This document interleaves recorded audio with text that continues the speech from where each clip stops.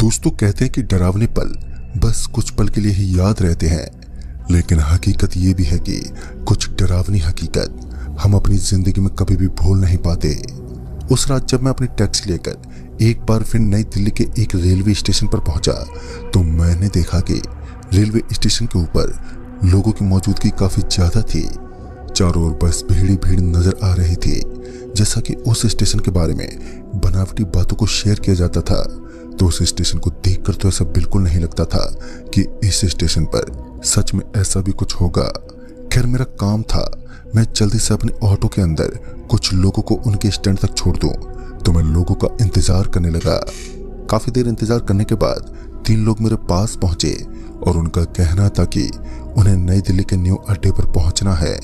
लेकिन एक समस्या ये थी कि वो लोग दिल्ली के उस अड्डे का सिर्फ नाम जानते थे और हैरानी तो इस बात की थी कि मैं उस अड्डे के बारे में बिल्कुल भी जानता नहीं था। खैर मैंने उन्हें ऑटो में बैठने को कहा तो वो तीनों काफी अजीब से थे। उनकी हरकतें मुझे काफी हद तक हताश कर रही थी। उनके बोलने चालने का ढंग भी थोड़ा अलग था। खैर उनमें से एक बंदा ऐसा भी था जो काफी अच्छे से बातचीत कर रहा था। मैं भी उस शख्स के साथ अच्छी तरह बतलाने लगा।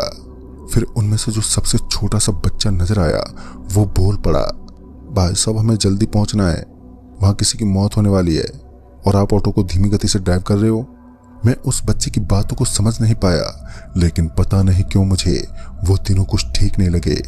बाद में मैंने उनसे पूछ ही लिया, वैसे भाई साहब किस स्टेट से हैं? तो इन तीनों में से किसी की भी आवाज तक नहीं आई और इस बात से साबित हो रहा था कि कुछ ना कुछ तो गड़बड़ है। खैर मुझे इन चीजों से ज्यादा मतलब नहीं था, तो मैंने भी उनसे बातचीत करना बंद कर दिया। फिर थोड़ी देर के बाद मुझे अपने सामने की तरफ एक आदमी खड़ा हुआ दिखाई दिया जो मेरे ऑटो के सामने हाथ दिखा रहा था। मुझे भी लालच था कि थोड़ा सफर तय करने के बाद मुझे एक अच्छा खासा किराया मिल जाएगा, और यह भी एक बड़ा कारण था कि मैंने उस आदमी के सामने ऑटो रोक लिया और ऑटो के रुकते ही वो आदमी जल्दी से ऑटो के अंदर चढ़ गया। फिर वो मुझसे बातचीत करने लगा। हैरान की बात तो ये थी कि वह उसी सीट में दाखिल हुआ था जिसमें वो 3 लोग बैठे हुए थे, और जब मैं पीछे मुड़ा तो मैंने देखा कि मेरे ऑटो के अंदर सिर्फ एक आदमी ही है। बाकी बैठे 3 लोग अब वहां से गायब हो चुके थे। अब मैं पूरे पसीने से लथपथ होने लगा और मुझे अपनी आंखों पर बिल्कुल भी यकीन नहीं हो रहा था कि इस वक्त जो दृश्य मैं देख रहा हूँ वो सच में एक हकीकत है या फिर कोई वहम। फिर ये बात मैंने उस आदमी को भी बताई जो मेरे ऑटो के अंदर बैठा हुआ था, तो उस आदमी को मेरी बातों पर जरा सा भी यकीन नहीं हुआ। उसका भी यही कहना था कि उसे कुछ दिखाई नहीं दिया, लेकिन ऐसा कैसे मुमकिन था? मैंने तो कुछ देर पहले ही तो उन सभी को ऑटो के अंदर लिफ्ट दी थी, तो मैं बार बार उन्हीं के बारे में सोचने लगा क्योंकि अब मेरा दिमाग उन्हीं पर फोकस कर रहा था। और तभी मुझे अपने ऑटो के सामने एक बार फिर 3 लोग लिफ्ट मांगते नजर आए, लेकिन इस बार उन सभी के चेहरे उन लोगों से बिल्कुल अलग थे जो मुझे स्टेशन पर मिले थे।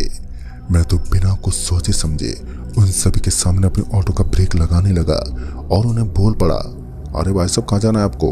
तभी उनमें से एक आदमी बोल पड़ा, हमें आगे आने वाले बस स्टॉप तक जाना है। फिर थोड़ी देर सोचने के बाद मैंने उन लोगों को तुरंत ही ऑटो में बैठने को कहा, तो वो तीनों ऑटो के अंतिम वाली सीट पर बैठ गए। इस बार वो सभी लोग उस आदमी से बातचीत कर रहे थे जो कुछ देर पहले ही मेरे ऑटो के अंदर दाखिल हुआ था। पता नहीं क्यों, लेकिन आज मुझे बेहद ही अजीब सा लग रहा था। रात के लगभग 1:15 बज रहे थे और सन्नाटा अपनी चरम सीमा के साथ में तबाही मचा रहा था। आज पता ही नहीं चला कि आखिर रात कब बीत गई। धीरे धीरे अब वक्त होने लगा, या फिर यूं कहें कि अब धीरे धीरे सूर्योदय होने का वक्त भी होने लगा था।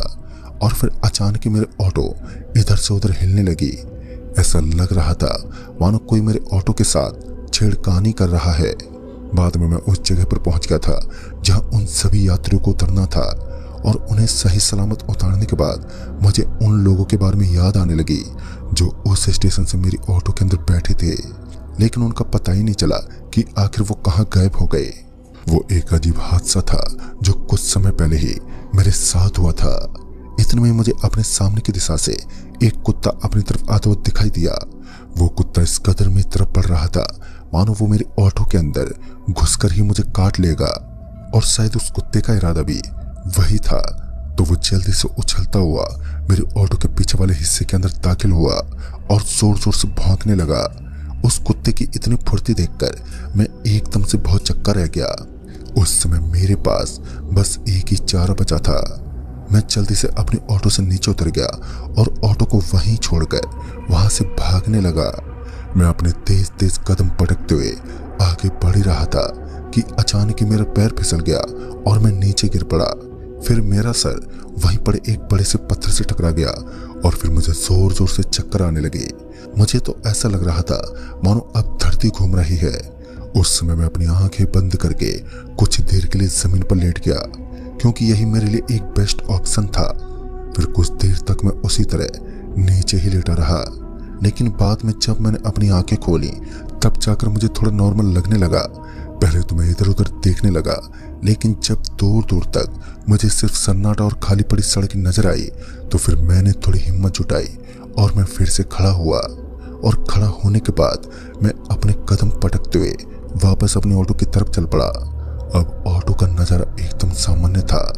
ऑटो के अंदर सिर्फ एक लाइट ही जल रही थी और अब ऑटो के अंदर वो कुत्ता भी नहीं था जो कुछ देर पहले मुझे दिखाई दे रहा था। उस कुत्ते की बदतमीजी देखकर मुझे अब तक हंसी आ रही थी। दूसरी तरफ मेरा सर भी अब दर्द कर रहा था, लेकिन वो कहते हैं ना, जब इंसान की किस्मत खराब होती है तो उसके साथ कुछ भी घट सकता है। मेरे दुखते हुए सर के साथ अब मुझे ऐसा भी फील हो रहा था कि शायद अब मेरा घुटना टूट चुका है। कुछ देर इधर उधर भटकने के बाद मुझे एक बार फिर वही कुत्ता नजर आने लगा जो कि कुछ देर पहले मेरे लिए सामत बन चुका था। इस बार तो हद ही हो चुकी थी। दरअसल उस कुत्ते की आंखें बाहर निकली हुई थी और वो अपने नुकीले दांतों से मुझे ही घूरे जा रहा था।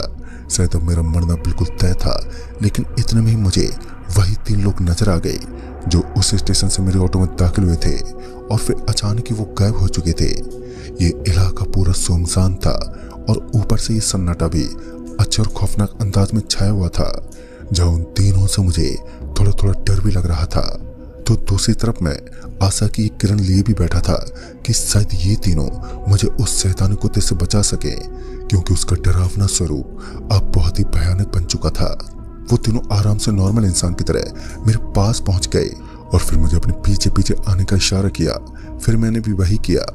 मैं ना चाहते हुए भी उनके पीछे पीछे चल दिया। वहां से थोड़ी दूर आगे चलने के बाद सबसे पहले मेरी नजरें सामने की तरफ से आने वाले एक इंसान पर पड़ी, तो मुझे ये लगा शायद मैं इस वक्त एक सही रास्ते पर चल रहा हूँ और आज मेरी जिंदगी आसानी से बच जाएगी। लेकिन मुझे क्या पता था कि आने वाला खतरा इंसान के रूप में ही मेरे ऊपर मंडराने वाला है। समय बीतने के साथ ही मैं उन लोगों के साथ साथ एक ऐसे वीरान स्थान पर पहुंच गया जहां चारों तरफ सिर्फ और सिर्फ सन्नाटा बिखरा हुआ था। ठंडी ठंडी हवाएं चल रही थी, लेकिन पता नहीं क्यों उस जगह पर मुझे कुछ अजीब ही महसूस हो रहा था। भले ही चारों तरफ सन्नाटा छाया हुआ था, लेकिन डर और खौफ की एक आंधी बार बार हमारे आसपास मंडरा रही थी। और इतने में ही मेरा शर्ट फट गया और मेरे शर्ट के फटते ही वहां जोरों की हवाएं चलने लगी। हवा के झोंके इतने तेज थे कि वह सरसराते हुए मेरे कान के पास से निकल रहे थे और उन तीनों का शरीर एकदम से बदलने लगा। इस बार मेरा पूरा बदन पसीने से भीगने लगा, जो कि उन तीनों ने किसी भेड़िया मानव का रूप धारण कर लिया था और उस अंधेरी रात में चांद की रोशनी उनकी शक्तियों को दुगना कर रही थी। इतना डरावना नजारा मैं अपनी जिंदगी में पहली बार देख रहा था और फिर मैं अपने कदमों को हटाते हुए वहां से निकलने लगा। अब रात के तकरीबन 3 बज चुके थे और शास्त्रों के अनुसार यह एक ऐसा वक्त होता है जब इंसानों के ऊपर काली शक्तियां अपना कहर बरपाने की पूरी काबिलियत रखती हैं। और उन भेड़िया मानव का रूप उस वक्त मुझे और भी डरावना लगने लगा जब उन्होंने अपने दोनों दांत अपने मुंह से बाहर निकालने शुरू कर दिए। मैं पीछे मुड़ा और तुरंत ही भागने लगा, लेकिन आज मेरी किस्मत खराब थी क्योंकि मेरे सामने अब वही कुत्ता दिखाई देने लगा जो कि कुछ देर पहले ही मेरे ऊपर डर का साया बनकर बैठा हुआ था। लेकिन वो कहते हैं ना, जब तक इंसान हार नहीं मानता तब तक उसके ऊपर काली शक्तियां अपनी दहशत बरकरार नहीं रख पाती जो शुरुआत में रखती है। इतना सब हो जाने के बाद मुझे उसी दिशा से एक गाड़ी गुजरती हुई नजर आई। हालांकि गाड़ी अच्छी खासी रफ्तार में थी, मगर इसके बावजूद भी मैं उस गाड़ी के पीछे वाली सीढ़ी से लटक गया। इस तरह उस भयानक जगह से बचकर मैं एक ऐसे स्थान पर पहुंचा जहां मुझे सैकड़ों की तादाद में लोग इधर से उधर टहलते नजर आए। और दोस्तों, इसलिए कहते हैं हमें जब तक किसी के ऊपर शक हो तो उसके ऊपर भरोसा जताना नहीं चाहिए। और उस दिन अगर मैं उन तीनों को लिफ्ट ना देता तो शायद आज मेरे साथ ऐसा भयानक हादसा जन्म ही ना लेता। खैर, मैंने उस दिन के बाद रात में अपने ऑटो को ड्राइव करना ही छोड़ दिया, क्योंकि भय की आंधी आज भी मेरे दिल में बरकरार है। तो दोस्तों, इस कहानी में बस इतना ही। तब तक के लिए बाय एंड टेक केयर।